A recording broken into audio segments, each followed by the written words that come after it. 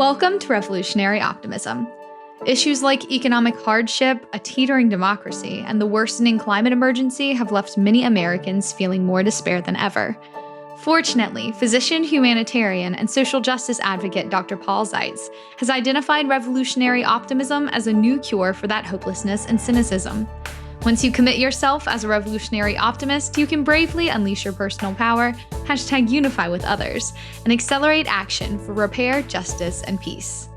On this podcast, Dr. Zeitz is working to provide you with perspectives from leaders fighting for equity, justice, and peace, on their strategies for overcoming adversity and driving forward revolutionary transformation with optimism.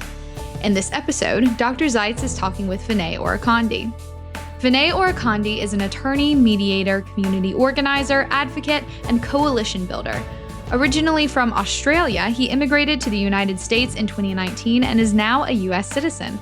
Over the past 2 years, he has committed himself to building a citizen-driven democracy, where he is weaving together nonpartisan democracy networks and hubs to take joint action.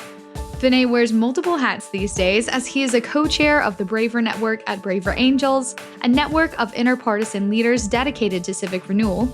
He is co-founder and partnerships director at Better Together America, a national network of civic hubs and state convening platforms aiming to unify efforts and engage citizens in deliberative democracy at the local, state, and national levels.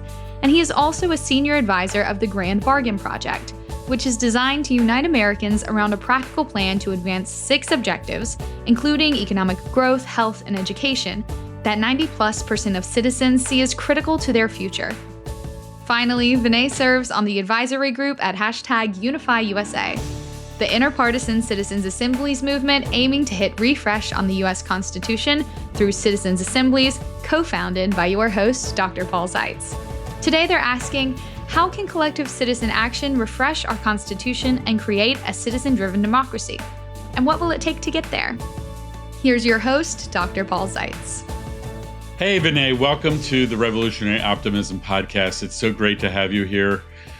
Please, let's start with a bit about your background. Tell us what you were doing back in Australia and what led you to pop up over here to the United States. Okay. Oh, thank you. Thanks for having me on. So my background, I've been around the political space for a long time, mostly in Australia for some 17 years or so, sort of jumping between law and policy and all community organizing. What actually got me to the United States was kind of random, actually. I mean, I'd always had ideas of coming to the US, but then it was the green card lottery which brought me here. Oh, you won the lottery. Wow. Yeah, and I actually didn't even know I was in it at the time, which is the funny thing. I had lived here for a year many years ago, then entered once, didn't think I'd win, but then it turns out my dad had re-entered me several times. So I thought, okay, 9 years later, thinking it was a scam, it turns out it wasn't a scam. And yeah, I decided, okay, I'm going to take this out. So I got here 5 years ago and recently became a US citizen. Fantastic. That's amazing. So you've been working in the political space in many different ways. When you arrived in the United States, I think you were focusing on what aspect of our democracy, and how has the last few years evolved for you? So I actually started here in the electoral space, just working on election campaigns. In fact, my first job in the country was working on a presidential campaign in New Hampshire. And then after a period, I went and sat at the bar here in Vermont, and I think it didn't take me long to realize that the electoral system here is honestly poison, and it's so damaged here. So I used my political skill set. I just couldn't keep doing it, right, in its current form. So I used that political skill set and made the switch to electoral reform, specifically spending the last couple of years working on ranked choice voting, and was working on campaigns in Seattle and in California. Most recently, the campaign in Washington, D.C. It was during my time in the ranked choice voting space that I kind of discovered the broader civic renewal space in the United States. And that's where I've been really focusing my energy over the last year, is that larger civic renewal and nonpartisan democracy space, and how we can kind of bring that together as a movement at a time where it needs to be a unified movement. Yeah, great. Well, I want to dig in a little bit. Can you explain your perception of the US electoral system? You said it's poisoned. And could you give us like a perspective? Like, how does our system compare to the Australian system, for example? Is ours more poisoned, or is Australia messed up too? Or what do you think are the unique detriments of the US system at this point? Yeah, and look, to be clear, there are many things that the US system also does better than Australia. So and I think that I often tell Australia when I talk to them, we should learn from that. But it's okay. So there are a couple of ways I can answer this question. One is the electoral system itself, and then there's a sort of cultural underpinnings that shape it, right, and shape the flavor of it. So to start with the simpler question of the electoral system itself, the biggest difference, we have a multi-party system in Australia, right? And we don't have one here. And the reason for that comes down to two reforms fundamentally that we have in Australia. One is ranked choice voting, right? And the other is proportional. So the whole country has ranked choice voting. Correct. The entire country has ranked choice voting for every single election, right? Now, we also, for some elections, usually our Senate elections, both on state and federal level, have proportional representation combined with ranked choice voting. And that's an incredible reform, right? It's not easy to explain what that is, but it's been statistically proven over and over and over again to have the best outcome for voters. So all of this incentivizes between ranked choice voting and proportional representation. A lot of third parties are set up. It's not hard to set up a party, and they often win. They often win elections, right? We still have two major parties, but they're very much kept in check, and have to form coalitions with smaller parties. People are willing to donate both time and money to smaller parties because they know they have a shot. So that's the electoral system where I think it is better. And aren't all citizens in Australia required to vote? They are. Truth be told, it's not always enforced, but and sometimes it's a relatively small fine, which isn't always enforced. But having said that, our voter turnout rates are 89%. Used to be even higher. It used to be 95%. And we're at 55% here. Yeah, I think that's voters. Even for a high turnout election. Yeah, that would be a high turnout rate. Yeah. Yeah. So it's a significant different amount of people that are participating in the electoral process. So that seems significant to me. Yeah. Yeah. And I think, look, I'll be honest, there's arguments both ways around compulsory voting, because the people who do show up are not necessarily engaged, right? They haven't necessarily thought about why they're there. One effect of it is actually tends to be keep the status quo going, right? Because people who aren't self-motivated to be there will be like, well, let me just vote how my parents voted, right? So it does slow radical change down, for better or for worse. The jury, at least for me, is still out on whether that form is a good one. Got it. Thank you. So you were going to go to electoral reform and then the cultural environment. Yeah. Yeah. So I think I'll just be blunt about it. Our politics is far less toxic in Australia. Far, far, far less toxic. And I think a good chunk of it is because there are other outlets. Because ranked choice voting does allow other outlets. If you've got a really strong opinion, you just tend to go that's separate from the major parties. You just go set up your own party. It's not that hard, and you have a decent shot at getting a representative elected. Whereas here, you can only really just, at the moment, it's so hard to go through other parties, right? You kind of have to go through that. And this is actually a case for compulsory voting. I think what I see here in the US is that to motivate people to vote, the politicians tap into emotions, right? And so you produce some of the best politicians in the world, but you also produce some of the worst, right? Because it depends on the emotions that you're tapping into. So what unfortunately I see that's happened is a cycle of tapping into fear and tapping into fear to respond to that. So everyone has been cyclically tapping into fear to motivate people to go and vote. And so now you just have election advertising is this nightmare here but everything it's no longer about what we're voting for. It's just about you've got to stop this evil other side.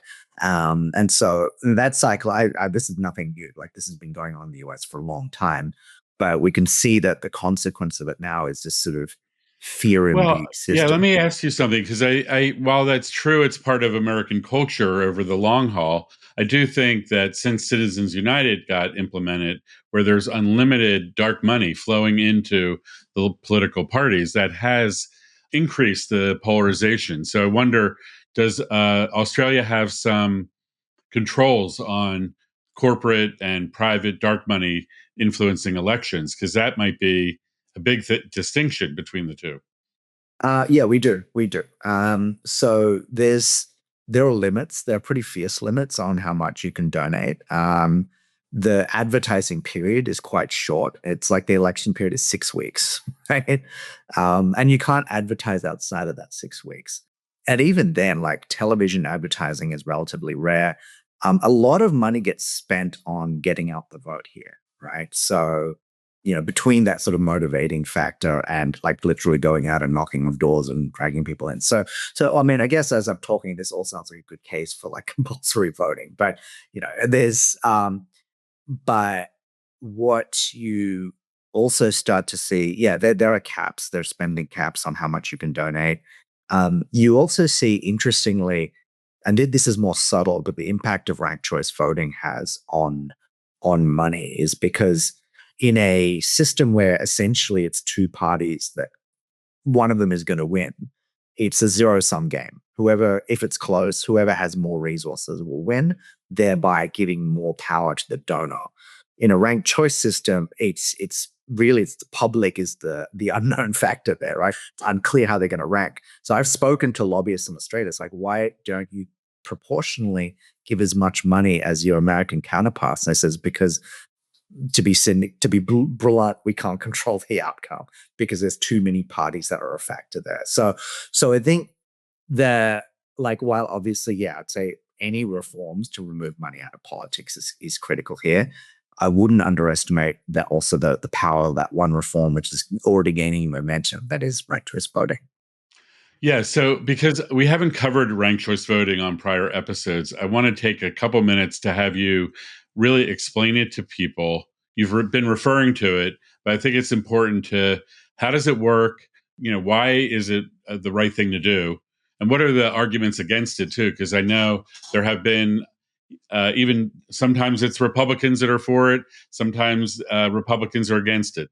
Sometimes it's Democrats that are for it. Sometimes it's Democrats against it. So I've been a little confused about like, why are there all these different views about it? So if you could help us understand all that. And you mentioned proportional ranked choice voting. If you could just unpack that and explain exactly what that is so that we all understand. Yeah, sure. So ranked choice voting is so imagine right now you have 5 candidates on a ballot, right? And if you're an American voter in most cities, or in most of the country, you have to pick one of those candidates, right? There might be a candidate that you really like, let's say there's a independent candidate, you love that candidate, but you don't think they're likely to win. So right now you can't really vote for them, right? Because you're probably going to vote for the candidate that you prefer more of the major ones because you don't want to waste your vote. Under a ranked choice system, what you'd said, you've got your 5, you can rank the candidates in order 1, 2, 3, 4, 5, as many as you want, right? So you could put number 1 next to that independent who you're not sure is going to win, right? Then you could say and maybe your second preferred candidate is also from a small party. You could put it to them. And let's say your third candidate is from a major party, but you prefer them over the other major party. So if your first candidate, that independent, doesn't win, your vote transfers to your second choice. If that candidate doesn't win, it'll transfer to your third choice, and so forth. We keep moving down the line until it gets to one of the final 2 candidates in the race. So what it does is it lets people actually vote for who they want without having to worry about wasting their vote. And it's a total game changer because suddenly you have more people putting their hands up to run, right? Because they have a shot. Suddenly you have more people willing to donate to those candidates. You have more people willing to volunteer for those candidates. And so it shifts the system entirely. You also said the major donors might be less likely to fund like the one horse that they might want to win because because it becomes more unpredictable in terms of how candidates rank in Correct. Yeah. Yeah. through If ranked it's choice because if voting. it's So essentially between two people, then and it's close, whoever has more resources will win, which puts huge amounts of power in those donors' hands. I'll try and give a cool, very quick explanation of proportional ranked choice. Is that what it is? Is so right now you have, each, let's say Congress. Each Congress has districts that are well, often gerrymandered, right? What proportional representation is, it would take, instead of one representative per district, you just get rid of districts and you'd have, each state would have I don't know, however many representatives has. So let's say, how many representatives does Maryland have, just off the top of I your head? think it's like 12 or Okay, let's 15. say it's 12, just for instead of 12 separate congressional districts, you'd wipe that out, and everyone would vote for all 12. Everyone in the state of Maryland would vote for all 12 at once. So, and the way it's done is that each party or group would offer a slate of 12 candidates, right? It's like a block. And you can, so that's the first concept, is block voting, and that's what they do in Europe. Is that now, you can, just pick a block. Now, when you combine that block voting system with ranked choice, it's incredibly powerful, because what you can do is you can rank between blocks. Like, hey, I prefer the Green Party over the Democratic Party over these independents, or whatever order. But also, and this is where it gets a bit complicating, you can rank between candidates across the blocks. So, for example, let's say I'm generally a Democrat, but I really like Dr. Paul Zeitz, the independent candidate, right? So I might go to the independent slate and say, put one for Dr. Paul Zeitz, and then I'll go 2, 3, 4 for the rest of the Democrat candidates. Then suddenly, oh wait, actually, you know what? Before those other Democrats, I like this Green Party person. So I might jump back again and rank that. So you could just jump around. And so there's a lot of flexibility, and it gives huge options to votes. Now, I understand we're being realistic. It's going to take time to explain the concept like that. That's where the ranked choice Does that movement. exist anywhere in the United States? It does. It does. So Cambridge, Massachusetts had it for years, but No. Per- but Portland, Oregon just implemented it. Like, I Proportional believe, ranked choice voting correct, on a city level. Yeah. on the city level. Wow. Yeah. And how many states have ranked choice voting now? So there are statewide, there's 2 states that do it for nearly everything. Maine does it for actually everything, including presidential, I believe. But Alaska for everything except a couple of federal elections. On a local level, the last I checked, it was up to about 74 or 75. Maybe it was probably more now. Probably close to 80 jurisdictions that use it. Yeah. Great. So that's great. Thanks for sharing all that about ranked choice voting. I think it's an important reform that stakeholders around the country are advancing and working on getting implemented. So let's move on to the last couple of years, or the last year. The civic renewal movement, or the democracy building movement. I try to tell people about how how large it is.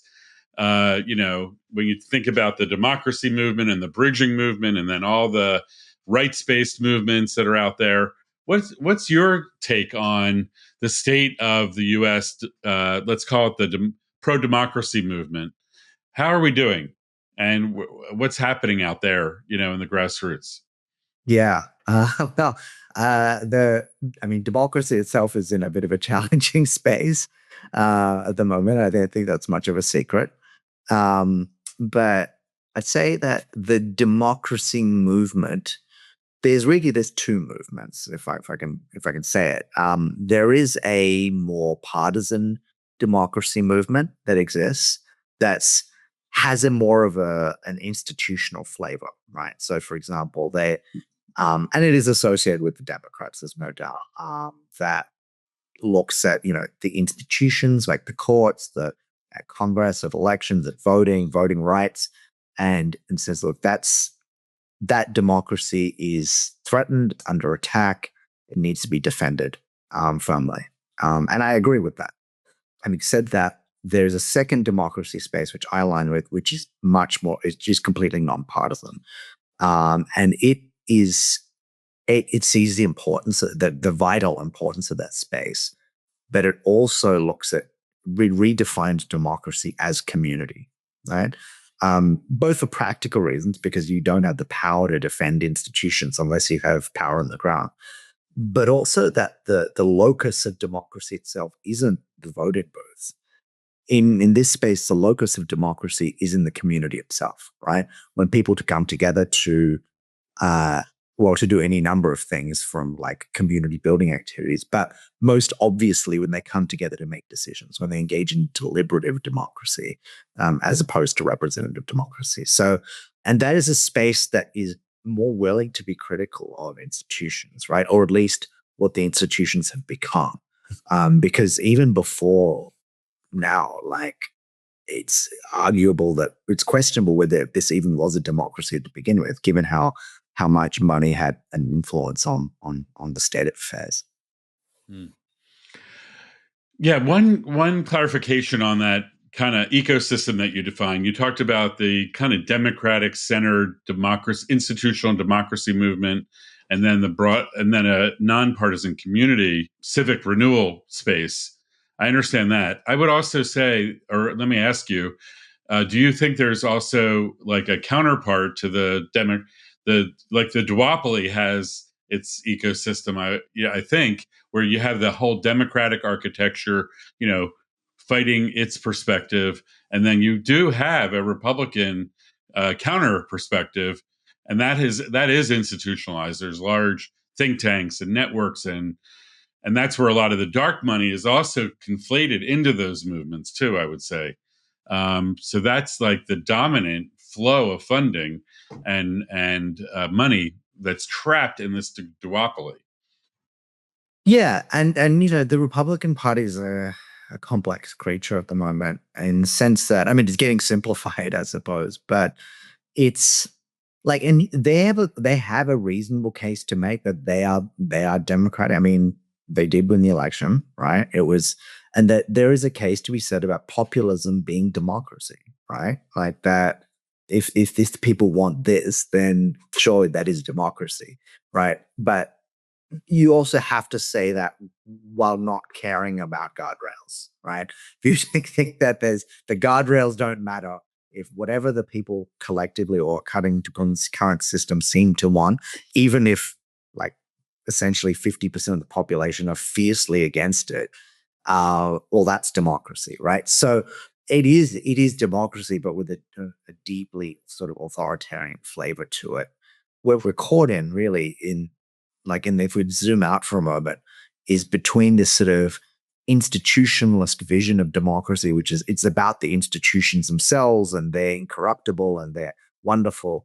And that seems to be the perspective that the Democratic Party had adopted, which I call the sacred halls of Congress view. And then you've got with the Republican Party, which is their view is, well, democracy is like whatever impulse the people have, however ill-begotten or however much it doesn't care about consequence, right? And let's burn it all down, right? So, and I think what that has created, and both of these are clearly really unacceptable, right? It's not just me saying that. I think that you look at overall approval of the two parties and it's pretty low. It's created space for the civic renewal movement, which is fundamentally about, well, how do we reinterpret democracy as closer to us, right? It's about what we as a locality or as people on the ground want, and how do we get self-determination, control over our own lives again? Yeah, so that's interesting. So, I mean, let's just clarify some of the facts. Trump won with 77 million votes. The Democrats, Kamala Harris, had 75 million votes, and there were 90 million eligible Americans to vote that didn't vote. So Trump only got 30 or 31% of the vote, and that's the mandate. So it's a minority of eligible voters that actually brought this government into power. So I think the prior conversation we just had about the flawed, money in politics, the lack of participation, and all those other things that we discussed are, led us to this situation. And you're saying that because of and actually a really important statistic is that the majority of Americans are now independent as opposed to being affiliated with either the Democratic or the Republican Party. So in my mind, I'm thinking that the Republican Party is pretty fractured. You have the MAGA elites and MAGA forces that are controlling the government. Then you have the people, the MAGA people, which I think are distinct. And you're going to see a lot of MAGA remorse emerging from the MAGA citizens. You also then have principled Republicans who don't buy into the MAGA at all. They're the anti-Trump Republicans. There's a lot of them out there, and they're very disenfranchised right now. And even in the Democratic side, you have a big split between moderates and progressives. The party has not figured out how to unify itself, and it's very fractured right now. I think all those factors are contributing to what you defined as this emergence of a civic renewal space that is like people are waking up at the local level. We got to take this on ourselves, and citizens have the opportunity and maybe the responsibility to lead more proactively, be more civically engaged. And I really want to touch on your work with Braver Angels and the Braver Network, because I think of them as a really important model. Can you talk about the work of Braver Angels and what the vision is, or what you're hoping to achieve with the Braver Network in this new phase of reality we're in? Yeah. But just before that, I want to take a phrase you use and say that citizens have the opportunity to bring it down to the local level. I'm going to say go a step further. It's going to be a necessity. We're at this place where government functions are being shredded, right? We're going to have to look after each other, and there is no government fallback in many cases now. So we're going to have to figure out how to look after each other on a community level. There's no other way. So to answer your question about... Thank you for clarifying that. It's very important. Right. We're seeing the shredding of the federal government now. Elderly are waiting in lines at Social Security offices to get their checks. So it's going to be required. I want to just emphasize this point. Community resilience is going to have to be centered around communities supporting each other. And that's been kind of lost a little bit as we've all depended on the government to serve us in a way. That is collapsing, as you point out. So it is a necessity. I agree with you. Thank you for making that distinction. Yeah. No problem. So should I give it a little brief touch for your audience of what Braver Angels is? Yes, please. Yeah. So Braver Angels is the largest depolarization and bridging organization in the country. While they've been around for sort of the exact time I'm a little unclear on, but I know that, and many of the, really their goal was to heal the red-blue divide, right? Their goal was to heal political polarization, and they've grown very quickly, right? Understandably over the last couple of years. And the way it's structured is it's structured in the form of alliances, like local chapters essentially around the country. And many of their events, they really, really strive, especially amongst the speakers, right? If not the attendees, but certainly amongst the speakers, strive for red-blue balance, right? Because they want to make sure that it's space where people can feel comfortable speaking their views, provided they sort of do so within a set of parameters of how you address each other and so forth. So a space to make your views said and be heard, right? And also to challenge your own perspective. Like I think that's a big goal of Braver Angels as well, is to kind of create the sort of an environment that's calm enough for conflicting opinions to be heard, and upon which you can start to challenge your own worldview, right? Now, how, like the next part, part of it is where to from here, right? It's been very affected in what it does. So the question is now, how do we scale this movement? And one of those projects is the Braver Network. So I thought, the Braver Angels is focused on individuals coming together.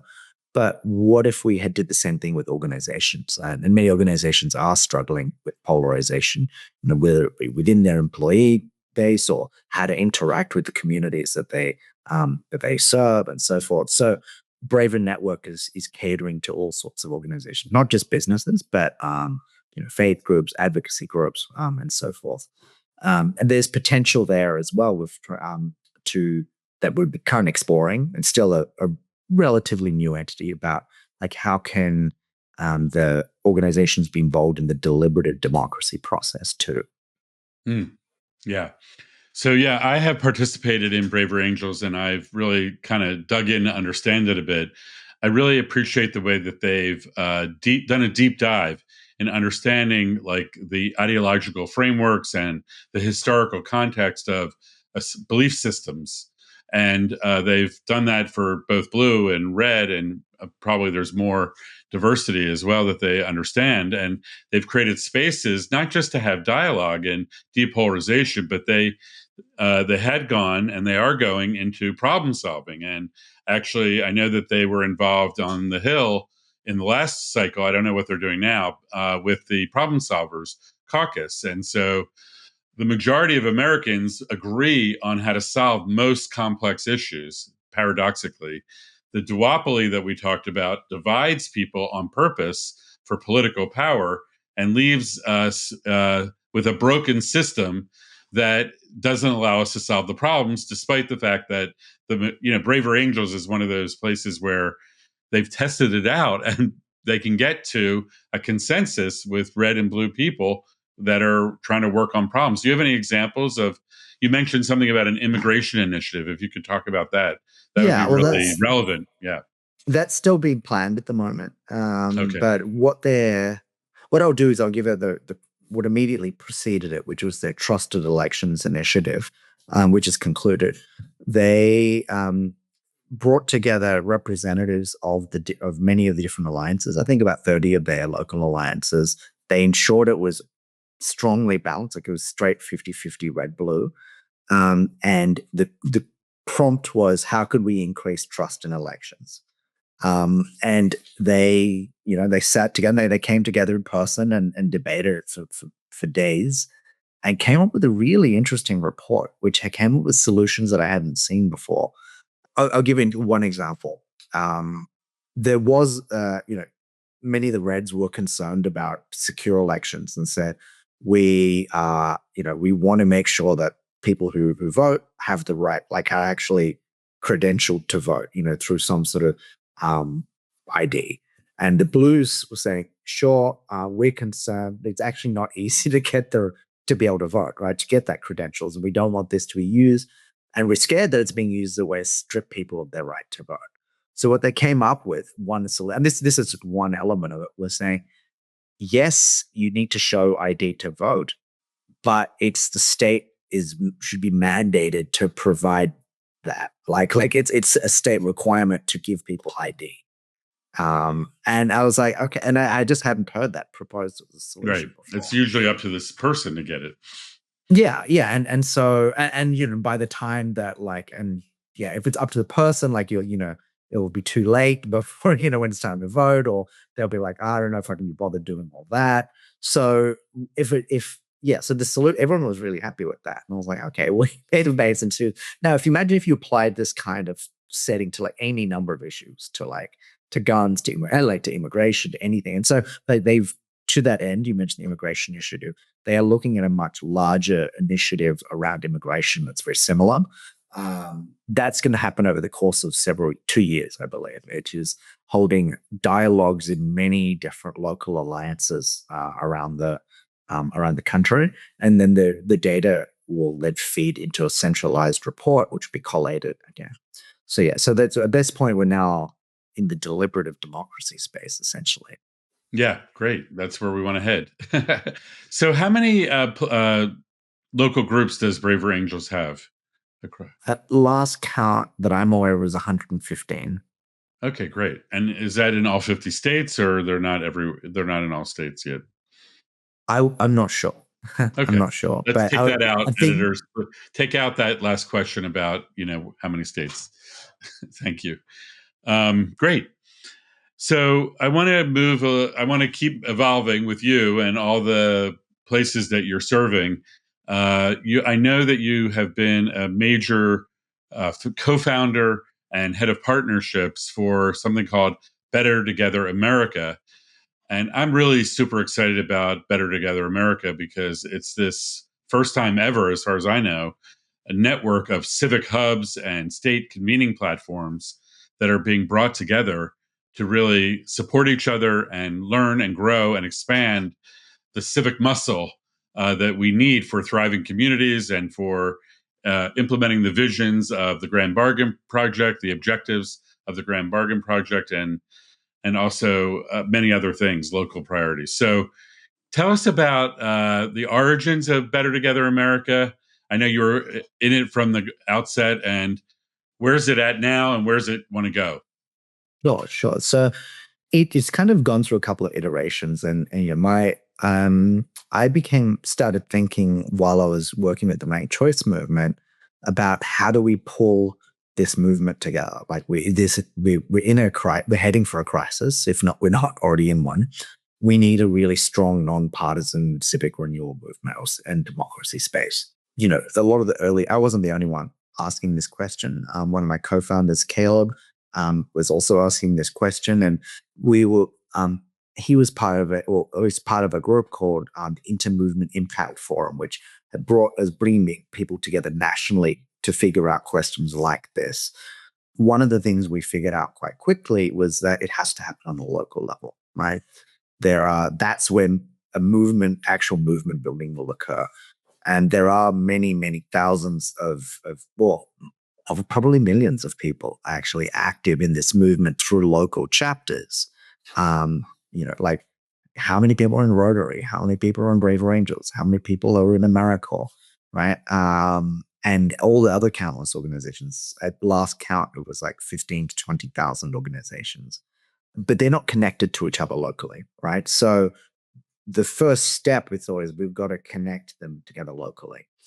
And that was the beginnings of a concept which we now call a civic hub, right? Which is the idea, is absolute basic of bringing together people from across the movement to even literally know each other exist, and then scale and coordinate their activities in that locality.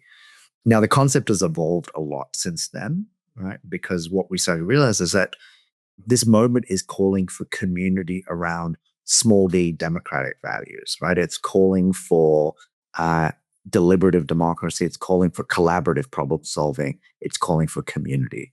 Now, how do we do that en masse? We thought the starting point has got to be members of these organizations, because that's where you'll find people who care about these things, right? Who care about civics and care about democracy and so forth in their locality and are open-minded to different perspectives. So we've been connecting the members of these organizations together and then looking to see how they can scale their activities, including like do community problem solving from that. Great. Yeah, I think that is so critical. I know for myself, and I've talked to a lot of people around the country, there's so many different things going on, and people are frankly exhausted and fed up. They don't know where to go. And so, because there's like all these parallel things going on, and they get bombarded with email and money requests, and it's just overwhelming. And then people aren't seeing the impact that they want to see in the world. They're seeing chaos and collapse, and their voice is not being heard. So I think I really feel like the civic hubs that you're describing are responding to that by bringing a community coherence, if you will, a place for convening and coordinating and aligning whenever possible all the various initiatives that are local or maybe national groups or operating in a locality. I've been going to a lot of democracy forums this past few months, and I'm hearing this because I think it's because of the crisis that you described. There's like an opening or a realization or an awakening that we have to converge, we have to unify, we have to find ways of building power together, so that we can be in resilient communities and we can be creating a society that we want. So So tell us about Better Together America. Like, how many civic hubs, and why should civic hub? Why should people want to be part of a civic hub, or why should an organization want to host a civic hub? Like, make the case to my audience for them to go out and start really, like, go to the Better America Together website. We'll be sure to include it in our show notes. So tell us why BTA is the place to go. Yeah. Okay. So we have about BTA is Better Together America. Sorry. Yeah. We have about 30 to 40 of these hubs popping up around the country. And they're actually scaling pretty quickly. Like, we haven't been around that long. Most of our hubs are like being initiated by organizations who are older than we are. They've been doing some sort of local activity for a while. They've become aware of this broader identity and say, hey, that makes sense. We should jump onto this. My suggestion would be this, is that if you believe we're in a crisis right now, and you think that, and you don't believe that like partisan or political solutions are going to get us out of this in the long run, then you should, or even if you do, right? But if you do believe that we need to strengthen our community and strengthen our sort of civic connections with each other to ultimately get us out of all this, then you should be involved, right? Because that's our project here. Our project is to strengthen civic ties, both across partisan lines and outside of even necessarily political things as well. And also, our goal in doing that, in creating these networks, these hubs around the country, we're creating spaces where communities can come together and make their own decisions. So if you're disillusioned with how politics is occurring right now, then this is exactly what you should be doing, right? We're not saying, hey, the solution is one election away, right? We know that the problem is much more systemic than that.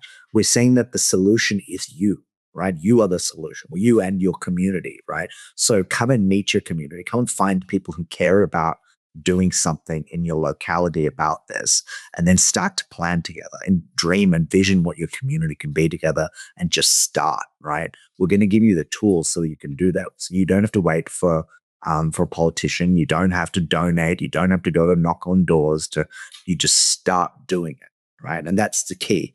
Whether you do it through BTA or not, that is my one thing I hope you take away, is just start doing things with your local community. If you don't have one, find a local community and then start acting immediately, right? Because this is the only way we're going to get through it. And what BTA is trying to do is we're just trying to provide a vehicle for people who in their locality wish to start taking collective local action. So if you're an organization then that wants to initiate in a locality, what I would say is that we can help connect you with other organizations and individuals in your locality who want to form a civic hub. And we can start to connect you with national resources as well, such as expertise.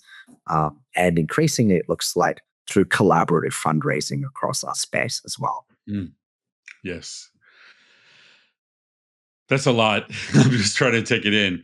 I think I want to clarify something here that's really important, which is that most Americans who are politically active focus their attention on participating in biannual, every 2-year or every 4-year elections, the presidential cycle and then the midterm cycle.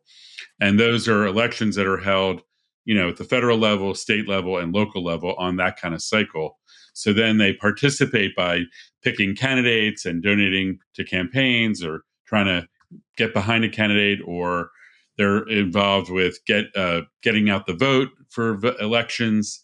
And I think what I'm hearing you say is that system is leading, that election-based system only is leading us to the situation we have now. And what you're offering for American citizens, or what's being built by American citizens rather, is these civic hubs at the local level, where citizens are coming together and realizing it's not just about these elected officials.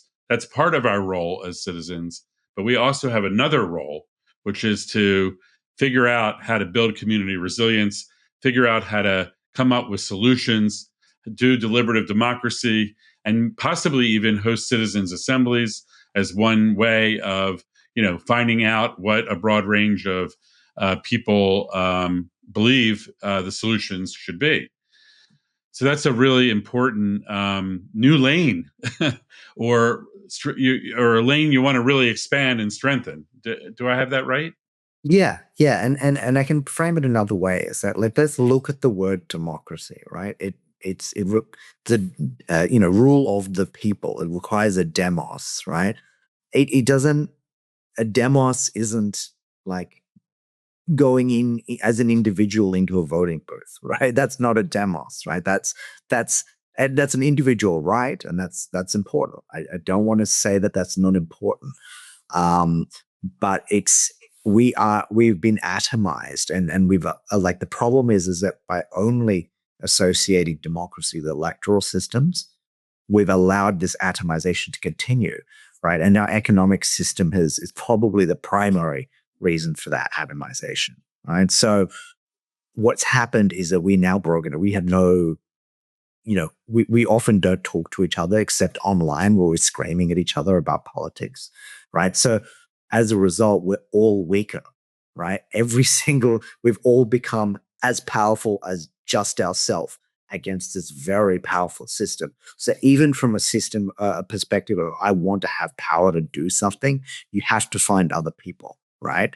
And we've been told over and over and over, the way you have that power is by donating to this other person, putting this an elected official on a pedestal, right?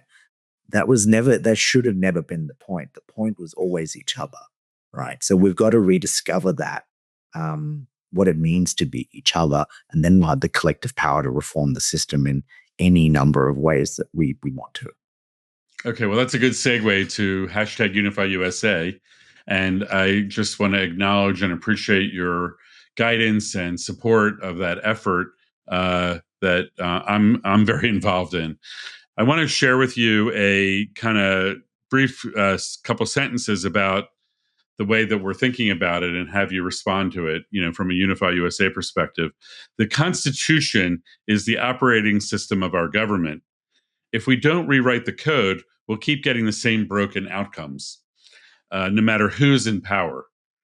You can't fix a rigged system or a rigged game by changing the players, meaning changing elected officials. You have to change the rules. And the only way to rewrite those rules democratically is through citizens' assemblies, where everyday people lead the way. So I think that's resonant with the civic infrastructure, the civic hubs, and the civic nonpartisan spaces that you're pioneering and connecting and cultivating across the country. How does that relate to the next thing, which is really looking at the whole system and the root cause of our divide and the crisis that we're in with the rise of authoritarianism? Yeah, I mean, it comes down to this: is that how do we get to this crisis? Is because you had we've obviously been in need of systemic change for a very long time, obviously, right? And what are the two solutions that have been presented to us? One is, well, it's not actually possible. Let's just do whatever limited amount we can. I think that's very much been, and it's completely insufficient or and often harmful, right? But let's just keep, as long as the system is upheld, right? That's one option. Another is, well, let's burn it all down and rebuild it for one minority within one more group within that system. I think those are the options we presented. The need of this is democracy, right? So the only way you could change a system like that, other than like either of those options, is to build power. You have to do it outside of it, right? There's truly no other way. And this is what citizens' assemblies offer the chance to do. Because I mean, how could you, like if you think about it, it's a chicken and egg problem, right? Like, okay, I need to get enough people elected to change the system, but I can't get them elected unless we use a lot of dark money or something like that, right? And at that point, they're now bought into the system. So you literally cannot change it from within, Right? So the only thing for changing from outside, how do we do it? Right? One, we need to have a democratic process, citizens' assemblies, and two, we need to build power outside of it. So this is what the power of this campaign is using citizens' assemblies as a way to build power outside the system. Yes, agreed. Well said. I know that in my discussions, you mentioned Caleb, and you and I have discussed this. Like, the intention of Unify USA is to be ready and resilient. We don't know how the political system and the economic situation or what other disruptions might occur. We don't know exactly how things are going to unfold this year, next year, or beyond that. So, our intent is to be ready and resilient. So, if the conditions arise that there's a confluence of momentum of people at the local level, recognizing it's time to build a new system together, that Unify USA's vision of citizens' assemblies at the state level and then leading to a national citizens' assembly where a refreshed constitution could then be produced and agreed upon through deliberation and consensus building and involving the broader public through other forms of citizen engagement like polling and online conventions. But there's so many technology solutions that can be deployed at scale now. They're all sitting there ready to go. And that's our goal, is to be ready. So what do you think are the risks and challenges? And what do you think are the factors that are going to contribute to our eventual success of Unify USA's vision to hit refresh on the Constitution through citizens' assemblies? Just want to be, that's a hard question. But you're a brilliant guy, so I think. Appreciate that. I'd say that the biggest risk is apathy, right? Well, maybe apathy is the wrong word. Rather, a loss of faith in the ability to do anything, right? I think if people start to point, well, there's no point. We're all doomed. I'm not going to participate. I would say that is the biggest risk of all, right? Having said that, I'm not actually sure I'm seeing that, right? I see a lot of anger that's being channeled into a desire to do something, but to not do the traditional thing, right? Because people, like, the traditional thing hasn't worked. So the biggest risk, I'm not actually convinced is a real risk, right? I think we just have to capture. So maybe the other risk is that we've got all this energy to do something, and that we don't capture that energy, right? So we've got to move with speed, right? But we can't yet. At the same time, we have to move at a pace which allows us to demonstrate and do properly what an assembly looks like. For example, like if we can't move so quickly that the process is messed up, right? Because the country the project is trying to do two things. It's not only trying to hit refresh on the Constitution, it's also trying to introduce the concept of an assembly, right? And assemblies themselves are also pretty new to the United States, less so in other continents, but they're new here. So balancing that pace is going to be a challenge. Yeah. Yes. True. Agreed. And the likelihood of our being ready and resilient, what do you think about that? Who do you mean by we here? The movement, the citizens movement that's being built that are joining inter-partisan movement of stakeholders that are feeling like we need to be ready in case there's an opportunity to really bring forward a citizen-driven democracy. Yeah, I think the movement has been waiting for a moment like this, an opportunity like this, for a long time. The movement, as we often say, Better Together in America, the movement already exists. It just needs to be stitched together. And the case of this particular movement of hitting refresh, I think it's a powerful catalyst that can bring all the pieces together, because we're operating on a fairly limited time span, right? Like, we're looking to move fast, and people recognize that we're in a crisis. So I think we can galvanize a lot of pieces that are already on the board, right? If we were starting from scratch, I would be, be more pessimistic. But rather, we're starting with connections to organizations that already have, like, hundreds of thousands of people and to lots of organizations. They're just, many of them are just now looking for a way to contribute. And I think this provides that. So the moment is now to bring all these pieces together. Well, that's a great way to end the show today. Thank you, Vinay, for your clarity and for sharing your journey and for your optimism and for your support of all those local hubs out there that are forming, and the Braver Network and the Grand Bargain Project and Unify USA as well. So thank you for all you do, and have a great week ahead. Thank you.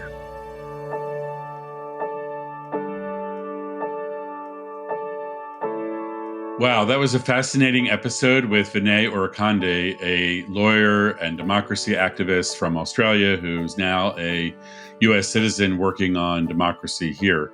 He talked about his long career working on elections and then electoral reform, then ranked choice voting. Now he's embedded into the civic renewal, and he's working hard to weave together or stitch together, he says, the citizen-driven democracy. And we need to create that because there's a complete breakdown of government function, and communities are going to have to rise to the challenge in the days and months and years ahead. Vinay has a calm, smooth, clear way of being. I've known him for a year now, and he's always that steady voice who has insights and who has perspective and who is helping us all march forward. So undoubtedly, he maintains his positive spirit and mindset and optimism in the days of our challenge. And I rely on him personally, and I know many do, for inspiration and motivation as we build this new democracy. So thanks, Vinay, for all you do, and thanks for being on the podcast. Have a great week.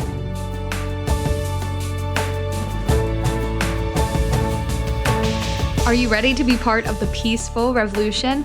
To learn more about revolutionary optimism, please visit revolutionaryoptimism.com. To get to know Dr. Zeitz, please visit drpaulzeitz.org. And to explore building movements, please visit unifymovements.org. If you like this show, be sure to follow on your favorite podcast app so you don't miss an episode. Revolutionary Optimism, transforming the world one episode at a time.